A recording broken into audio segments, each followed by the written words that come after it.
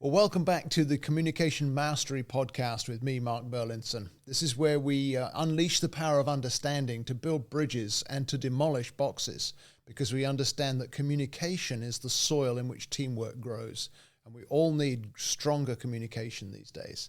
And so we want to grow our communication mastery together. And today I want to talk a little bit about lessons from running communication workshops. I've done a bunch of these recently, and it's really got me thinking about what do you get from a communication workshop. I've been really impressed and also slightly surprised, to be honest, with the impact that a workshop can have on a group of people in an organization. And that's the first lesson that I actually wanted to highlight, because in a workshop we have a great deal of surprise. When people take their profile, they very often say, hey, I see how communication IQ really gets me. It's really captured how I'm wired or who I am. But then in a workshop, they start to see how it also captures the people around them, the colleagues at work, the people that they serve with in a non-profit ministry. That kind of group dynamic. There's a lot of surprise of, oh, that's you. Or, oh, I see you do that all the time. Or, that's why we have so much struggle with this or that. And so there's a great deal of surprise, those aha moments, because the communication styles are bringing breakthroughs in people's interactions where suddenly they understand each other at a whole new level with the science behind it. It's not just a personality issue. They understand that each of them is wired uniquely. And once you understand the unique wiring, now you can figure out how to make this work for whatever goal you're aiming for, whatever project you're working on, whatever result that you want to achieve. And so I love it when I see faces light up around the room as people recognize each other as we describe the 7 communication styles. A lot of surprise, but as each person recognizes facets of their own style, they also see in one another what they can bring to the team. Great deal of surprise is great. And of course, the second thing that comes directly behind that is an enthusiasm. I was doing a workshop just this last weekend before recording this episode, and just seeing the folks together grasping, hey, this could really make a difference. And there's this huge kind of groundswell of enthusiasm amongst the whole team as they recognize that the more they could learn the 7 communication languages, the way they can apply the communication IQ system, looking at the filter question that each language has, looking at the need from others, making sure that they're meeting that need rather than starting from zero in their interactions. It really makes a difference. And so there's that enthusiastic embrace of the 4 keys, as we call them, the 4 success keys to being able to communicate more effectively. And it was no exception with this group I was working with at the weekend. It's a little bit like the appetizer at the restaurant really increases your anticipation and your enthusiasm for the main course, for the entree when it comes. And I could see them really grasping the benefit that they could receive from learning this together. And by the end of the workshop, there was such an energy in the room. They really believed that this was going to make a difference for their future together.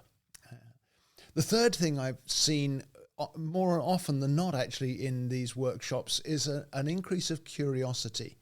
And I guess that follows the enthusiasm, doesn't it? When you say this could really help, then the next question that generally comes to mind is, so what do I need to do next? Or how can I grow this? Or how can I develop my understanding? How can I go deeper? Of course, some of the communication languages are more wired for that curiosity than others. And so it varies around the room how much curiosity each person expresses. But everybody, either through enthusiasm or through curiosity, wants to take it another step from the workshop level to personal application, to specific working relationships. And as people internalize the specific ways that each language works, there's always that curiosity of, let me try this and see if it will work, or let me use different words or do different actions in my next interaction with that person to see if the result is different. There's that curiosity that wants to explore, how do I apply this now that I'm beginning to grasp it? It's kind of like when you learn to drive. Do you remember learning to drive? To start with, it's really daunting, but after a while, you're like, hey, I think I'm going to go for another drive and see if I can apply what I've learned. And then there's the whole road of adventure ahead of you that opens up because of that curiosity. Some of the questions that I've been asked in the workshops recently, there was one particular guy, I think the influencer language was his lowest. He was a high contemplator, if I recall, and so he's very philosophical, very intellectual, but he said to me, well, so how do I increase my influencer score? His influencer score wasn't bad. It was in the 30s as his seventh language, which is kind of high for a seventh language. But he said to me, so how can I increase my score here? How can I bring this language more into my interaction? Because he could see it would be valuable for him in his line of business. And I said, well, the best way to increase your score in a language that's unfamiliar is to hang around with people and interact with people who have that language as a strong language. So we asked for a show of hands around the room. Who's got the influencer language above 50? Who here has it as their first or their second language? And there were 3 or 4 folks there who he wouldn't normally hang out with because they're wired differently. But he made a conscious decision. I'm going to spend more time with these people. I want to connect with them.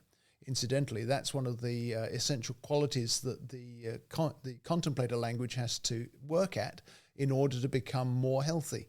And so he's taken on the project of connecting with some of these high influencers to see how it can benefit him in his lowest language, with the interactions with his clients, with the interactions with his staff, and so on. Another question that came up, and this kind of relates a little more to romantic relationships, I guess.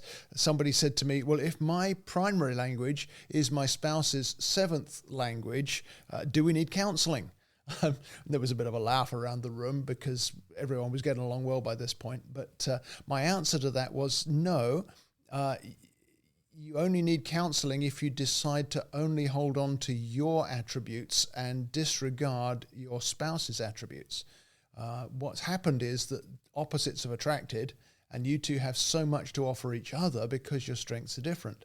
And then I could see a sense of relief and relaxation come over the person's face as they realized that actually in picking their spouse, they'd maybe unwittingly chosen somebody who could really complete them in ways that they wouldn't be able to on their own. And they set out, after a short discussion in a break time, they set out to really learn what each other brought to their relationship that the other could benefit from, how they could strengthen each other. Turning differences into strengths is one of the key things that I love to do with clients because I see such fruit from it. And I see not just marriages thriving, but business teams also, as you recognize that maybe the manager's got one strength and the person they're supervising has a different strength. And once they learn to recognize those and put them together, the multiplication of their ability and their potential is really rewarding. And then there was a third question. This wasn't the same guy I talked about earlier, but somebody else who was high in the contemplator language said, how can I learn to connect more when contemplator is my highest language? This person, if I recall, had all 3 of the thinking languages high in their profile, and everything else kind of took a back seat. And so they were struggling to say, well, that tends to isolate me from other people if I'm not careful. I don't want that. This is all about communication after all. But if I'm wired to think more than to feel or to act, what can I do to connect more with other people? And I thought for a moment, and because they had all 3 of the thinking languages high, I said, well, maybe you can first ask your other thinking languages to create a plan for you, or to be more resourceful about ways to communicate and to connect with others who maybe are more action-based. It'll be uncomfortable for you to start with because you're used to just sitting back and not engaging with others as much, perhaps, as you could because of the thinking wiring. You're very valuable to them because of the depth of your understanding and the intelligence and philosophical nature of your inquisitive wiring. But if you make a plan with your shaper language, or if you learn to be more resourceful, learn to draw on the resources around you in those other people with your producer language, not just your contemplator, then those three languages that are all thinking languages can work together to help you build bridges. And then it struck me that that same principle can apply to all of our profiles. You can look at those 7 voices in your head and see which one you want to call on. A little bit like you're leading a team meeting, but it's a team meeting within yourself.